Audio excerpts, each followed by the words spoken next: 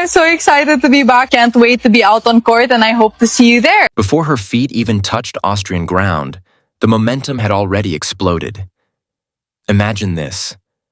A cold, lifeless arrivals hall in Linz, the kind of place that usually fades into memory, suddenly roaring like a packed arena. Dozens of voices, then more, rising together, chanting one name. Red, white, and blue flags cutting through the harsh lights. Filipino supporters who tracked her flight, left work early, and drove in from Vienna, Salzburg, even Graz, all determined to be the first faces she'd see. She hadn't played a single point yet, hadn't checked in, hadn't even glanced at the draw, and still, Austria was calling her name like she'd already conquered it. That single clip, spreading across the internet within hours, says everything. That moment alone tells you exactly where Alex stands right now, and why the tennis world is struggling to keep up with her rise. But to really understand it, you have to rewind. Just 3 weeks before that airport eruption, she walked off the court in Miami after a crushing 6-0, 6-2 loss to Karolina Muchova, the kind of scoreline that usually shakes confidence and sends players into silence. For most, it triggers doubt, retreat, and a break from the spotlight. Yet what followed didn't fit that pattern at all, and almost no one paid attention to it in the moment. What almost no one realized was that she played that entire match carrying a minor muscle tear, something her team only confirmed after it was all over.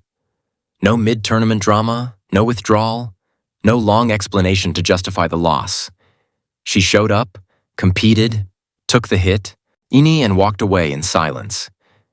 Then, just days later, she was already on a flight to Mallorca, heading straight to the Rafael Nadal Academy, where footage from March 31st captured her deep in intense baseline rallies on red clay.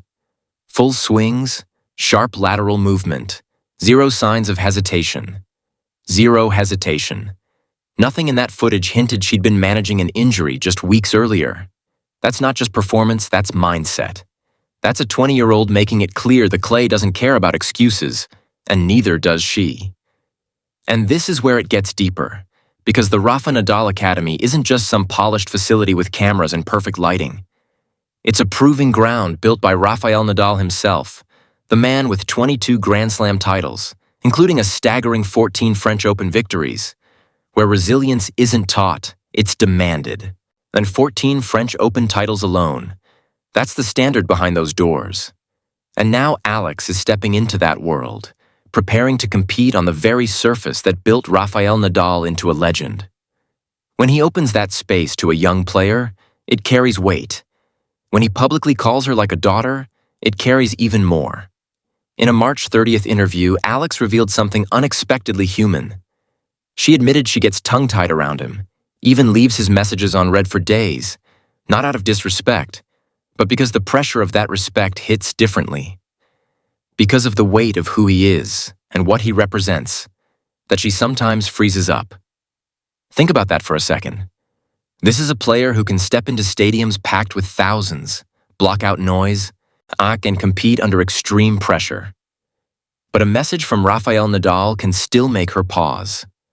There's something deeply human in that contradiction, and it's exactly why so many people have started to connect with her on another level. But the mentorship is very real, and so is the work.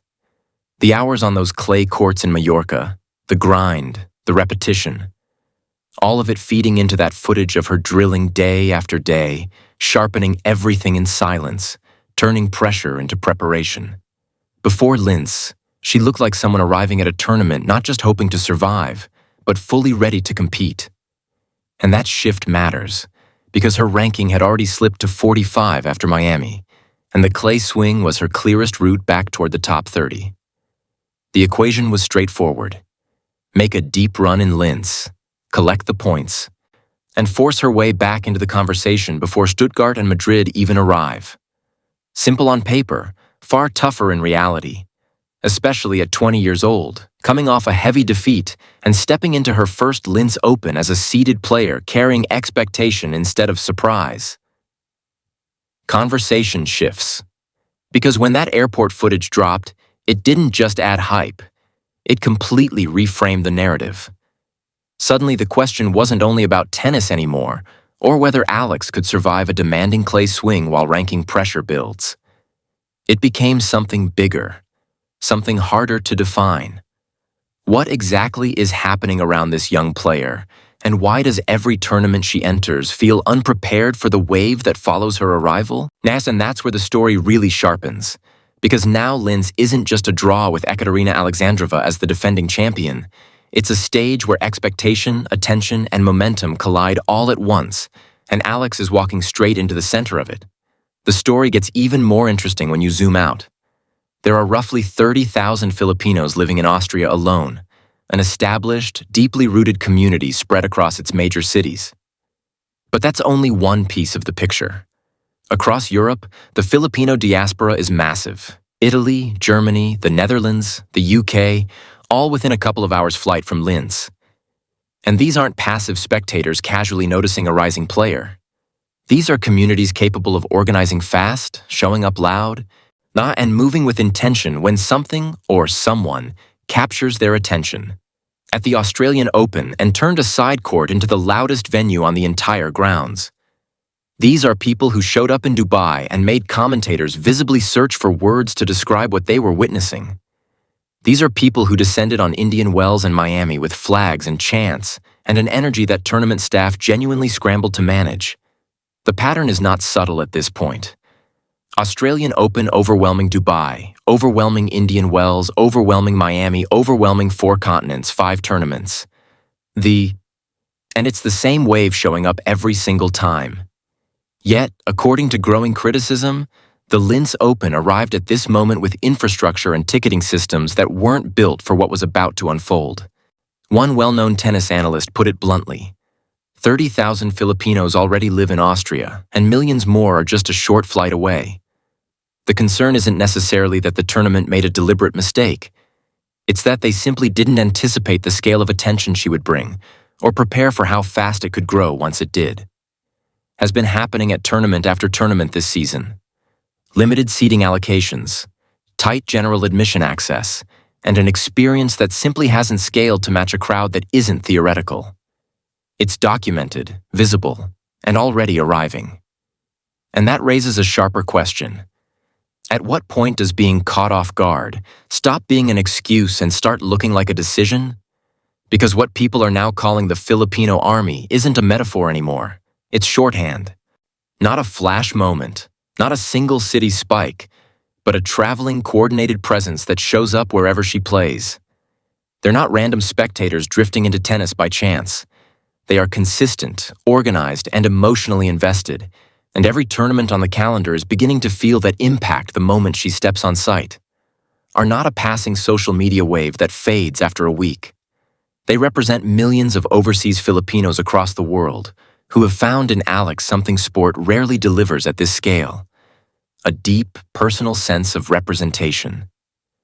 The Philippines has never had a long pipeline of Grand Slam contenders, and elite tennis has historically been shaped by European and American infrastructure, funding, and media power. It's a system where opportunity has long been concentrated in a few regions, and breaking through it has always required more than talent alone. It has required timing, access, and relentless resilience. Crowds, broadcast cycles, and the traditional power centers of tennis in London, Paris, New York, and Melbourne. The sport's commercial machine was built around those stages for decades. Now Alex sits at 45 in the world, yet she's generating crowd energy and digital reach that can rival top 5 seeds at major events. Sponsors who barely considered Southeast Asian audiences 18 months ago are suddenly watching that Linz airport footage and rewriting internal conversations in real time. That shift is not minor. It's structural. It signals the sport itself starting to bend under a new kind of visibility, one it didn't fully plan for but can no longer ignore. Koini, Axis, and Alex is the catalyst behind it. Now imagine being a Linz tournament director scrolling through that airport video the night it goes viral. Your venue holds only a few thousand spectators. Your defending champion receives polite, contained applause. And a 20-year-old ranked 45 in the world has already turned an entire airport arrivals hall into a spontaneous flag-waving spectacle before the draw is even released. That's the moment it clicks. You're no longer just running a tennis tournament. You're hosting a cultural flashpoint. And the uncomfortable realization is, you didn't fully prepare for it. Not prepared for it. The compression of Alex's week leading into Linz almost feels cinematic, like her entire trajectory unfolding in fast cuts.